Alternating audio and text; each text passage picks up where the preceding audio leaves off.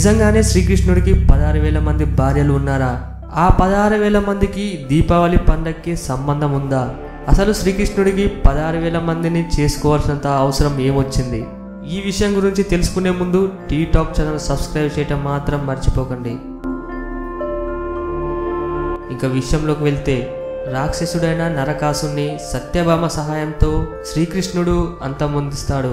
అలా అంతమొందించడం వల్ల చెడుపై మంచి గెలిచిందని సంతోషంతో దీపావళి పండుగను చేసుకుంటారు.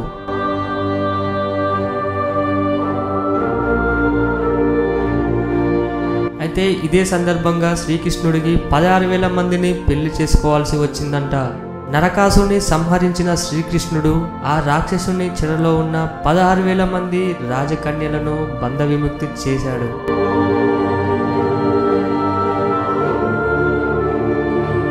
వారి క్షేమ నిమిత్తం ఏదైనా కోరిక కోరుకోమని వారికి చెప్పగా వాళ్ళంతా శ్రీకృష్ణుని ఆశ్రయిస్తారు. ఇచ్చిన మాట ప్రకారం సత్యభామ అనుమతితో ఆ 16,000 మంది రాజకన్యల భద్రత కోసం 16,000 మందిని 16,000 పద్ధతుల్లో 16,000 రూపాల్లో ఏకకాలంలో వివాహం చేసుకుంటాడు శ్రీకృష్ణుడు. ఈ వీడియో మీకు నచ్చినట్టయితే లైక్ చేయండి, షేర్ చేయండి.